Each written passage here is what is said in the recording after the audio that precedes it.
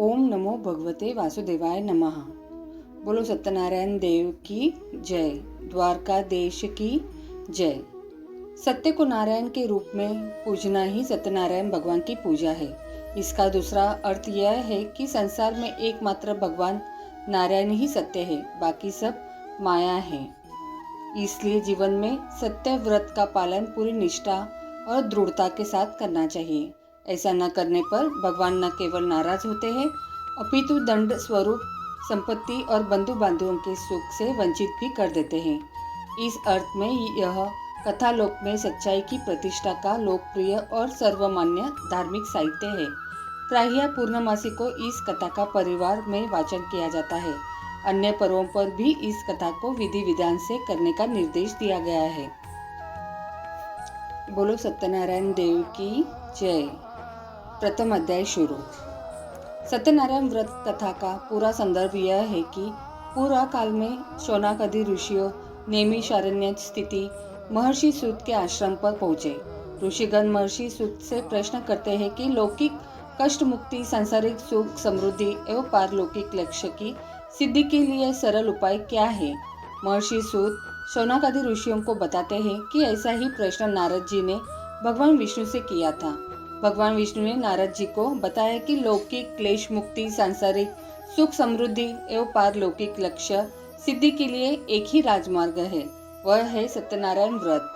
सत्यनारायण का अर्थ यह है सत्याचरण, सत्याग्रह, सत्यनिष्ठ। संसार में सुख समृद्धि की प्राप्ति सत्याचरण द्वारा ही संभव है।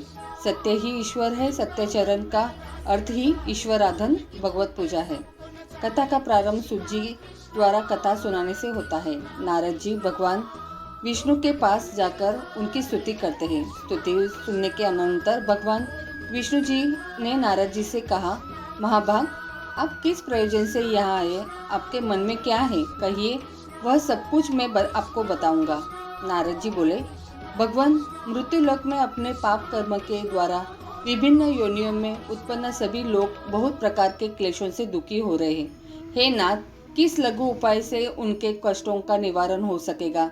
यदि आपकी मेरे ऊपर कृपा हो तब वह सब मैं सुनना चाहता हूँ, उसे बताए। श्री भगवान ने कहा, हे वत्स, संसार के ऊपर अनुग्रह करने की इच्छा से आपने बहुत ही अच्छी बात पूछी है। जिस व्रत के करने से प्राणी मोह से मुक्त हो जाता है उसे आपको बताता हूँ, सुनो। हे वत्स, स्वर्ग और मृत्युलोक में दुर्लभ भगवान सत्यनारायण का एक महान पुण्यप्रद व्रत है। आपके स्नेह के कारण इस समय से मैं उसे कह रहा हूँ। अच्छी प्रकार विधि विधान से भगवान सत्यनारायण व्रत करके मनुष्य शीघ्र ही सुख प्राप्त कर परलोक में मोक्ष प्राप्त कर सकता है। भगवान की ऐसी वाणी सुनकर नारद मुनि ने कहा, प्रभु, इस व्रत को करने का फल क्या है? इसका विधान क्या है? इस व्रत को किसने किया और इसे कब करना चाहिए? यह सब विस्तार पूर्वक बतलाइए।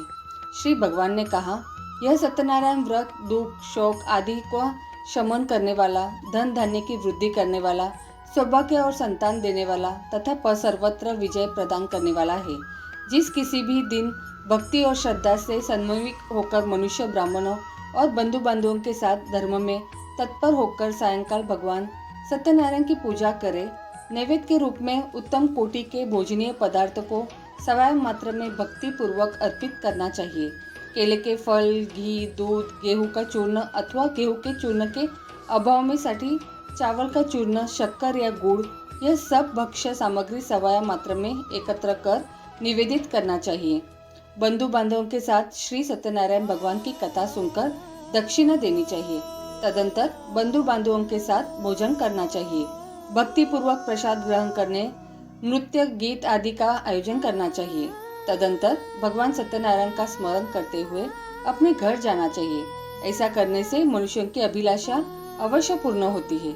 विशेष रूप से कलयुग में, पृथ्वीलोक में यह सबसे छोटा सा उपाय है। बोलो सत्यनारायण देव की जय। द्वारका देश की जय। दूसरा अध्याय शुरू। श्री सूत जी बोले, हे द्विजो, अब मैं पुनः पूर्व काल में जिसने इस सत्यनारायण व्रत को किया था उसे भली भांति विस्तार पूर्वक कहूंगा। रमणीय काशी नामक नगर में कोई अत्यंत निर्धन ब्राह्मण रहता था। भूख और प्यास से व्याकुल होकर वह प्रतिदिन पृथ्वी पर भटकता रहता था।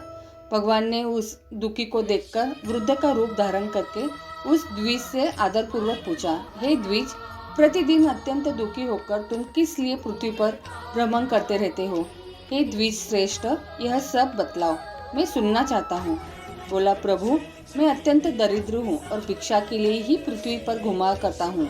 यदि मेरी इस दरिद्रता को दूर करने का आप कोई उपाय जानते हो तो कृपा करके बतलाइए। वृद्ध बोला, हे देव, सत्यनारायण भगवान विष्णु अभीष्ट फल को देने वाले हैं। हे विप्र, तुम इनका उत्तम व्रत करो, जिसे करने से मनुष्य सभी दुखों से मुक्त हो जाता है। व्रत के विधान को भी यत्नपूर्वक कहकर वृद्ध रूपधारी भगवान विष्णु वहीं पर अंतर्ध्यान हो गए। वृद्ध ने जैसा कहा है उस व्रत को अच्छी प्रकार से वैसे ही करूंगा, यह सोचते हुए उसको रात को नींद नहीं आई। अगले दिन प्रातः काल उठकर सत्यनारायण का व्रत करूंगा ऐसा संकल्प करके वह भिक्षा के लिए चल पड़ा। उस दिन भिक्षा में बहुत सा धन प्राप्त हुआ। उसी धन से उसने बंधु बांधवों के साथ भगवान सत्यनारायण का व्रत किया। इस व्रत के प्रभाव से वह श्रेष्ठ सभी दुखों से मुक्त होकर समस्त संपत्तियों से संपन्न हो गया। उस दिन से लेकर प्रत्येक महीने उसने यह व्रत किया। इस प्रकार भगवान सत्यनारायण के इस व्रत को करके वह श्रेष्ठ सभी पापों से मुक्त हो गया और उसने दुर्लभ मोक्ष व्रत को प्राप्त किया। हे विप्र, पृथ्वी पर जब भी कोई मनुष्य भी श्री सत्यनारायण का व्रत करेगा उसी समय उसके समस्त दुख नष्ट हो जाएंगे। इस प्रकार भगवान नारायण में महात्मा नारद जी से जो कुछ कहा मैंने वह सब आप लोगों से कह दिया। आगे अब और क्या कहूँ? हे मुने, इस पृथ्वी पर उससे सुने हुए इस व्रत को किसने किया, हम वह सब सुनना चाहते हैं। उस व्रत हमारी श्रद्धा हो रही है। श्री सुत जी बोले, मुनियों, पृथ्वी पर जिसने यह व्रत किया उसे आप लोग सुने। एक बार वह द्विज श्रेष्ठ अपनी धन संपत्ति के अनुसार बंधु बांधवों तथा परिवारजनों के साथ व्रत करने के लिए उद्यत हुआ। इसी बीच एक लड़कहारा वहां आया और लकड़ी बाहर रखकर उस ब्राह्मण के घर गया। प्यास से व्याकुल वह उसको व्रत करता हुआ देख प्रणाम करके उससे बोला, प्रभु, आप यह क्या कर रहे हैं? इसके करने से किस फल की प्राप्ति होती है? विस्तार पूर्वक मुझसे कहिए। विप्र ने कहा, यह सत्यनारायण का व्रत है जो सभी मनोरथों को प्रदान करने वाला है। उसी के प्रभाव से मुझे यह सब महान धन धान्य आदि प्राप्त हुआ है। जल पीकर तथा प्रसाद ग्रहण करके वह नगर चला गया। सत्यनारायण देव के लिए मन से ऐसा सोचने लगा कि आज लकड़ी बेचने से जो धन प्राप्त होगा उसी धन से भगवान सत्यनारायण का श्रेष्ठ व्रत करूंगा। इस प्रकार मन से चिंतन करता हुआ लकड़ी को मस्तक पर रखकर उस सुंदर नगर में गया जहाँ धन संपन्न लोग रहते थे। उस दिन उसने लकड़ी का 2 गुना मूल्य प्राप्त किया। इसके बाद प्रसन्न हृदय होकर वह पके हुए केले का फल, शर्करा, घी, दूध और गेहूं का चूर्ण सवाया मात्रा से लेकर अपने घर आया। तत्पश्चात उसने अपने बांधुओं को बुलाकर विधि विधान से भगवान श्री सत्यनारायण का व्रत किया। उस व्रत के प्रभाव से वह धन पुत्र से संपन्न हो गया और इस लोक में अनेक सुखों का उपभोग कर अत्यंत सत्यपुर अर्थात वैकुंठ लोक को चला गया। बोलो सत्यनारायण देव की जय। द्वारकाधीश की जय। तीसरा अध्याय शुरू। श्री सुत जी बोले, श्रेष्ठ मुनियों, अब मैं पुनः आगे की कथा कहूँगा, आप लोग सुने। प्राचीन काल में उल्कामुख नाम का एक राजा था। वह जितेंद्रिय, सत्यवादी तथा अत्यंत बुद्धिमान था। वह विद्वान राजा प्रतिदिन देवालय जाता और धन लेकर संतुष्ट करता था। कमल के समान मुख वाली उसकी धर्मपत्नी शील, विनय एवं सौंदर्य आदि गुणों से संपन्न तथा पतिपरायण थी। राजा एक दिन अपनी धर्मपत्नी के साथ भद्रशिला नदी के तट पर श्री सत्यनारायण का व्रत कर रहा था। उसी समय व्यापार के अनेक प्रकार की पुष्कल धनराशि में संपन्न एक साधु नाम का बनिया वहां आया। भद्रशिला नदी के तट पर नाव को स्थापित कर वह राजा के समीप गया और राजा को उस व्रत में दीक्षित देखकर विनय पूर्वक पूछने लगा। साधु ने कहा, राजन, आप भक्ति युक्त चित्त से यह क्या कर रहे हैं? कृपया वह सब बताइए, इस समय मैं सुनना चाहता हूँ। राजा बोले, हे साधु, पुत्र आदि की प्राप्ति की कामना से अपने बंधु बांधवों के साथ मैं अतुल तेज संपन्न भगवान विष्णु का व्रत एवं पूजन कर रहा हूँ। राजा की बात सुनकर साधु ने आदर पूर्वक कहा, राजन, इस विषय में आप मुझे सब कुछ विस्तार से बतलाइए। आपके कथानुसार मैं व्रत एवं पूजन करूंगा। मुझे भी संतान नहीं है, इससे अवश्य ही संतान प्राप्ति होगी। ऐसा विचार कर वह व्यापार से निवृत्त हो आनंद पूर्वक अपने घर आया। उसने अपनी भार्या से संतति प्रदान करने वाले इस सत्य व्रत को विस्तार पूर्वक बताया था। तब जब मुझे संतनी प्राप्त होगी तब मैं इस व्रत को करूंगा। इस प्रकार उस साधु ने अपनी भार्या लीलावती से कहा। एक दिन उसकी लीलावती नाम की सती साध्वी भार्या पति के साथ आनंद चित्त से ऋतुकालीन धर्माचरण में प्रवृत्त हुई और भगवान श्री सत्यनारायण की कृपा से उसकी वह भार्या गर्भिणी हुई। 10वें महीने में उससे कन्या रत्न की उत्पत्ति हुई और वह शुक्ल पक्ष के चंद्रमा की भांति दिन प्रतिदिन बढ़ने लगी। उस कन्या का कलावती यह नाम रखा गया। उसके बाद एक दिन लीलावती ने अपने स्वामी से मधुर वाणी में कहा, आप पूर्व में संकल्पित श्री सत्यनारायण के व्रत को क्यों नहीं कर रहे? साधु बोला, प्रिय, इसके विवाह के समय व्रत करूंगा। इस प्रकार अपनी पत्नी को भली भांति आश्वासन कर वह व्यापार करने के लिए नगर की ओर चला गया। इधर कन्या कलावती पिता के घर में बढ़ने लगी। तदंतर धर्मज्ञ साधु के नगर में सखियों के साथ क्रीड़ा करती हुई अपनी कन्या को विवाह योग्य देखकर आपसे मंत्रण करके कन्या विवाह के लिए श्रेष्ठ वर्ग का अन्वेषण कर रही। ऐसा दूत से कहकर शीघ्र ही उसे भेज दिया। उसकी आज्ञा प्राप्त करके दूत कांचन नामक नगर में गया और वहां से एक वणिक का पुत्र लेकर उस साधु ने उस वणिक के पुत्र को सुंदर और गुणों से संपन्न देखकर अपनी जाति के लोगों तथा बंधु बांधवों के साथ संतुष्ट चित्त हो विधि विधान से वणिक पुत्र के हाथ में कन्या का दान कर दिया। उस समय वह साधु बनिया दुर्गा वश भगवान का वह उत्तम व्रत भूल गया। पूर्व संकल्प के अनुसार विवाह के समय में व्रत न करने के कारण भगवान उस पर रुष्ट हो गए। कुछ समय के पश्चात अपने व्यापार कर्म में कुशल वह साधु बनिया काल ही प्रेरणा से अपने दामाद के साथ व्यापार करने के लिए समुद्र के समीप स्थित रत्नसारपुर नामक सुंदर नगर में गया और अपने श्रीमंत दामाद के साथ वहां व्यापार करने लगा। उसके बाद वे दोनों राजा चंद्रकेतु के रमणीय उस नगर में गए। उसी समय भगवान श्री सत्यनारायण ने उसे भ्रष्ट प्रतिज्ञा देखकर इसे दारुण, कठिन और महान दुख प्राप्त होगा यह शाप दे दिया। एक दिन एक चोर राजा चंद्रकेतु के धन को चुराकर वहीं आया जहां दोनों वणिक स्थित थे। वह अपने पीछे दौड़ते हुए दूतों को देखकर भयभीत चित्त से धन वहीं छोड़कर शीघ्र ही छिप गए। इसके बाद राजा के दूत वहां आ गए जहां वहां साधु वणिक था। वहां राजा के धन को देखकर वे दूत उन दोनों वणिक पुत्रों को बांधकर ले आए और हर्षपूर्वक दौड़ते हुए राजा से बोले, प्रभु, हम 2 चोर पकड़ लाए। मैं इन्हें देखकर आप आज्ञा दे। राजा की आज्ञा से दोनों शीघ्र ही दृढ़ता पूर्वक बांधकर बिना विचार किए महान कारागार में डाल दिए गए। भगवान सत्यदेव की माया से किसी ने उन दोनों की बात नहीं सुनी और राजा चंद्रकेतु ने उन दोनों का धन भी ले लिया। भगवान के शाप से वणिक के घर में उसकी भार्या भी अत्यंत दुखित हो गई और उनके घर में सारा का सारा जो धन था वह चोर ने चुरा लिया। लीलावती शारीरिक तथा मानसिक पीड़ाओं से युक्त, भूख और प्यास से दुखी हो अन्न की चिंता से दर दर भटकने लगी। कलावती कन्या भी भोजन के लिए इधर उधर प्रतिदिन घूमने लगी। एक दिन भूख से पीड़ित कलावती एक के घर गई।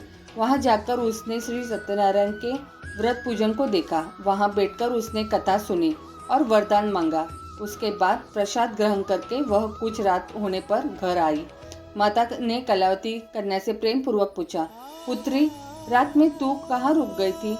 तुम्हारे मन में क्या है? कलावती कन्या ने तुरंत माता से कहा, माँ, मैंने एक घर में मनोरथ प्रदान करने वाला व्रत देखा है। कन्या की उस बात को सुनकर वह वणिक की भार्या व्रत करने को उद्यत हुई और प्रसन्न मन से उस साध्वी ने बंधु बांधवों के साथ भगवान श्री सत्यनारायण का व्रत किया तथा इस प्रकार प्रार्थना की, भगवान, आप हमारे पति एवं जामात के अपराध को क्षमा करें। वे दोनों अपने घर शीघ्र आ जाए।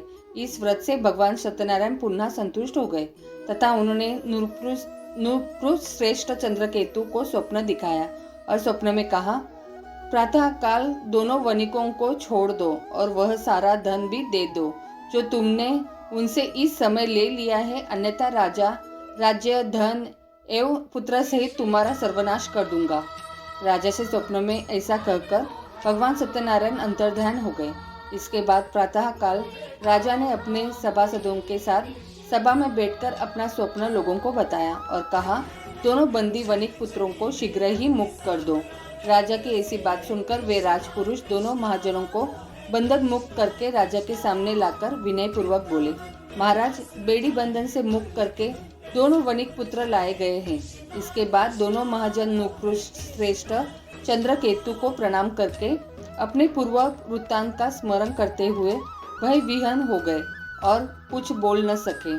राजा ने वणिक पुत्रों को देखकर आदरपूर्वक कहा, आप लोगों से प्रारब्धवश यह महान दुख प्राप्त हुआ है। इस समय अब कोई भय नहीं है। ऐसा कहकर उनकी बेड़ी खुलवाकर शौर कर्म आदि कराया। राजा ने वस्त्र अलंकार देकर उन दोनों वणिक पुत्रों को संतुष्ट किया तथा सामने बुलाकर वाणी द्वारा अत्यधिक आनंदित किया। पहले जो धन लिया था उसे दुना करके दिया।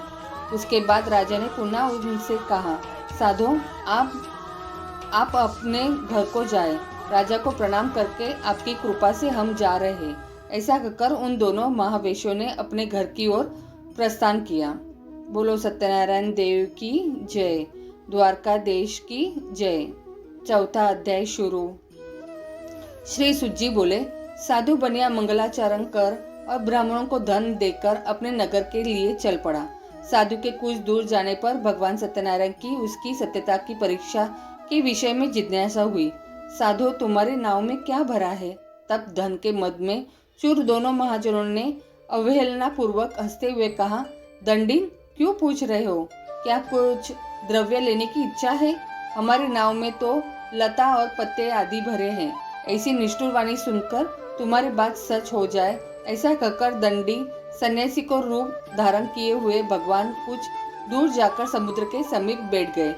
दंडी के चले जाने पर नित्य क्रिया करने के पश्चात उतराई हुई अर्थात जल में ऊपर उठी हुई नौका को देखकर साधु अत्यंत आश्चर्य में पड़ गया और नाव में लता और पत्ते आदि देखकर मूर्छित हो पृथ्वी पर गिर पड़ा। सचेत होने पर वणिक पुत्र चिंतित हो गया। तब उसके दामाद ने इस प्रकार कहा, आप शोक क्यों करते हो? दंडी ने शाप दे दिया है। इस स्थिति में वे ही चाहे तो सब कुछ कर सकते हैं, इसमें संशय नहीं है। अंततः उन्हीं के शरण में हम चले, वही मन की इच्छा पूर्ण होगी। दामाद की बात सुनकर वह साधु बनिया उनके पास गया और वहां दंडी को देखकर उसने भक्ति पूर्वक उन्हें प्रणाम किया तथा आदरपूर्वक कहने लगा, आपके सन्मुख मैंने जो कुछ कहा है, असत्य भाषण रूप अपराध किया है, आप मेरे उस अपराध को क्षमा करें। ऐसा कहकर बारंबार प्रणाम करके वह महान शोक से आकुल हो गया। दंडी ने उसे रोता हुआ देखकर कहा, हे मूर्ख, रो मत, मेरी बात सुनो। मेरी पूजा से उदासीन होने का कारण तथा मेरी आज्ञा से ही तुमने बारंबार दुख प्राप्त किया है। भगवान की ऐसी वाणी सुनकर वह उनकी स्तुति करने लगा। साधु ने कहा, हे प्रभु, यह आश्चर्य की बात है कि आपकी माया से मोहित होने के कारण ब्रह्मा आदि देवता भी आपके गुणों और रूपों को यथावत रूप से नहीं जान पाते। फिर मैं मूर्ख आपकी माया से मोहित होने के कारण कैसे जान सकता हूँ? आप प्रसन्न हो, मैं अपनी धन संपत्ति के अनुसार आपकी पूजा करूँगा। मैं आपकी शरण में आया हूँ। मेरा जो नौका में स्थित पूरा धन था उसकी तथा मेरी रक्षा करो। उस बनिया की भक्ति युक्त वाणी सुनकर भगवान जनार्दन संतुष्ट हो गए। भगवान हरि उसे अभिष्ट वर प्रदान करके वही अंतर्ध्यान हो गए। उसके बाद वह साधु अपनी नौका में चढ़ा और उसे धन धान्य से परिपूर्ण देखकर भगवान सत्यदेव की कृपा से हमारा मनोरथ सफल हो गया। ऐसा कहकर स्वजनों के साथ उसने भगवान की विधिवत पूजा की। भगवान श्री सत्यनारायण की कृपा से वह आनंद से परिपूर्ण हो गया और नाव को प्रयत्न पूर्वक संभालकर उसने अपने देश के लिए प्रस्थान किया। साधु बनिया ने अपने दामाद से कहा, वह देखो, मेरी रत्नपुरी नगरी दिखाई दे रही है। इसके बाद उसने अपने धन के रक्षक दूत को अपने आगमन का समाचार देने के लिए अपनी नगरी में भेजा। उसके बाद उस दूत ने नगर में जाकर साधु की भार्या को देख कर हाथ जोड़कर प्रणाम किया तथा उसके लिए अभिष्ट बात कही। सेठ जी अपने दामाद तथा बंधुओं के साथ बहुत सारे धन धान्य से संपन्न होकर नगर के निकट पधार गए हैं। दूत के मुख से यह बात सुनकर वह महान आनंद से विहल हो गई और उस साध्वी ने श्री सत्यनारायण की पूजा करके अपनी पुत्री से कहा, मैं साधु के दर्शन के लिए जा रही हूँ, तुम शीघ्र जाओ। माता का ऐसा वचन सुनकर व्रत को समाप्त करके प्रसाद ग्रहण किया। प्रसाद का परित्याग कर वह कलावती भी अपने पति का दर्शन करने के लिए वह चल पड़ी। इससे भगवान सत्यनारायण रुष्ट हो गए और उन्होंने उसके पति को तथा नौका को धन के साथ हरण करके जल में डुबो दिया। इसके बाद कलावती कन्या अपने पति को न देख महान शोक से रुदन करती हुई पृथ्वी पर गिर पड़ी। नाव का अदर्शन तथा कन्या को अत्यंत दुखी देख भयभीत मन से साधु बनिया से सोचा, यह क्या आश्चर्य हो गया। नाव का संचालन करने वाली भी सभी चिंतित हो गए। तदंतर वह लीलावती भी कन्या को देखकर विह्वल हो गई और अत्यंत दुख से विलाप करती हुई अपने पति से इस प्रकार बोली, अभी अभी नौका के साथ वह कैसे अलसित हो गया। न जाने किस देवता की उपेक्षा से वह नौका हरण कर ली गई, अथवा श्री सत्यनारायण का महात्म्य कौन जान सकता है। ऐसा कहकर वह स्वजनों के साथ विलाप करने लगी और कलावती कन्या को गोद में लेकर रोने लगी। कलावती कन्या भी अपने पति के नष्ट हो जाने पर दुखी हो गई और पति की पादुका लेकर उनका अनुगमन करने के लिए उसने मन में निश्चय किया। कन्या के इस प्रकार के आचरण को देख भार्या सहित वह धर्मज्ञ साधु बनिया अत्यंत शोक संतप्त हो गया और सोचने लगा, या तो भगवान सत्यनारायण ने यह अपहरण किया है अथवा हम सभी भगवान सत्यदेव की माया से मोहित हो गए हैं। अपनी धन के शक्ति के अनुसार मैं भगवान श्री सत्यनारायण की पूजा करूंगा।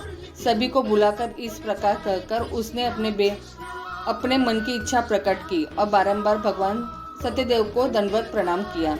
इससे दोनों की परिपालक भगवान सत्यदेव प्रसन्न हो गए। भक्त वत्सल भगवान ने कृपा पूर्वक कहा, तुम्हारी कन्या प्रसाद छोड़कर अपने पति को देखने चली आई है। निश्चय ही इसी कारण उसका पति अदृश्य हो गया है। यदि घर जाकर प्रसाद ग्रहण करके वह पुनः आए तो हे साधु बनिया तुम्हारी पुत्री पति को प्राप्त करेगी, इसमें संशय नहीं है। कन्या कलावती भी आकाश मंडल से ऐसी वाणी सुनकर शीघ्र ही घर गई और उसने प्रसाद ग्रहण किया। पुनः आकर स्वजनों तथा अपने पति को देखा। तब कलावती कन्या ने अपने पिता से कहा, अब तो घर चले, विलंब क्यों कर रहे हैं। कन्या की यह बात सुनकर वणिक पुत्र संतुष्ट हो गया और विधि विधान से भगवान सत्यनारायण का पूजन करके धन तथा बंधु बांधवों के साथ अपने घर गया। तदंतर पूर्णिमा तथा संक्रांति पर्व पर भगवान सत्यनारायण का पूजन करते हुए इस लोक में सुख भोगकर अंत में वह सत्यपुर वैकुंठ लोक में चला गया। बोलो सत्यनारायण देव की जय। द्वारका देश की जय। 5वां अध्याय शुरू।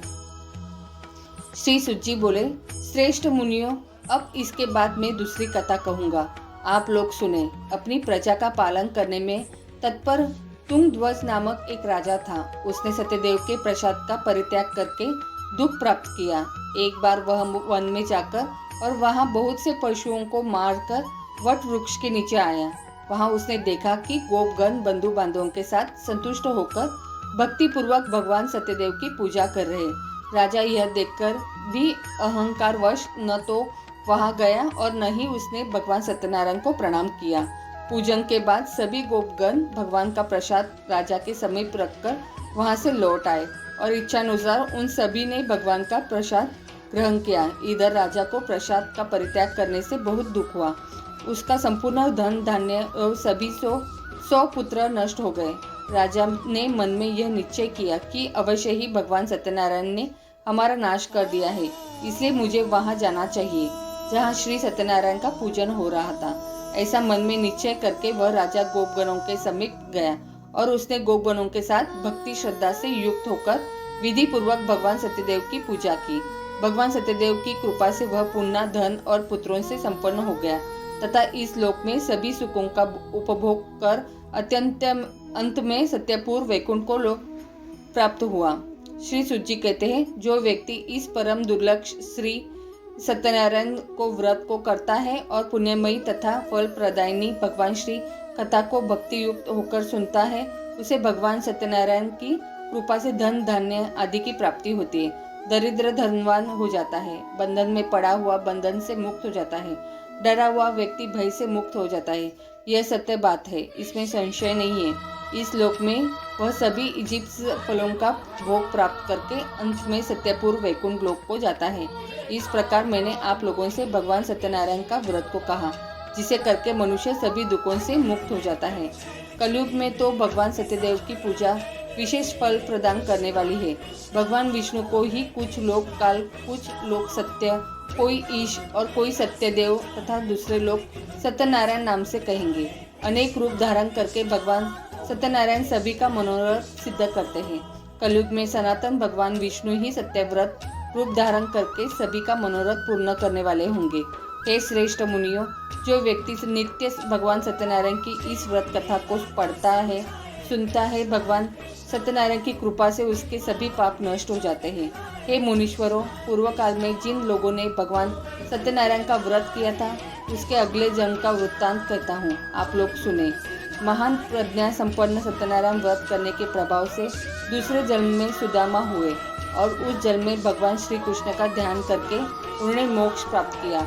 लकड़हारा भिल्ल गुहों का राजा हुआ और अगले जन्म में उसने भगवान श्री राम की सेवा करके मोक्ष प्राप्त किया। महाराज उल्कामुख दूसरे जन्म में राजा दशरथ हुए, जिन्होंने श्री रंगनाथ जी की पूजा करके अंत में वैकुंठ प्राप्त किया। इसी प्रकार धार्मिक और सत्यव्रती साधु पिछले जन्म के सत्यव्रत के प्रभाव से दूसरे जन्म में मोरध्वज नामक राजा हुआ। उसने आरे से चीरकर अपने पुत्र की आधी देह भगवान विष्णु को अर्पित करके मोक्ष प्राप्त किया। महाराजा तुंगध्वज जन्मांतर में स्वयंभू मनु हुए और भगवत संबंधी संपूर्ण कार्यों का अनुष्ठान करके वैकुंठ लोक को प्राप्त हुए। जो गोपगण थे वे सब जन्मांतर में व्रज मंडल में निवास करने वाले गोप हुए और सभी राक्षसों का संहार करके उन्होंने भी भगवान का शाश्वत धाम गोलोक प्राप्त किया। बोलो सत्यनारायण देव की जय, द्वारका देश की जय। श्री सत्यनारायण व्रत कथा एवं 5वां अध्याय पूर्ण हुआ।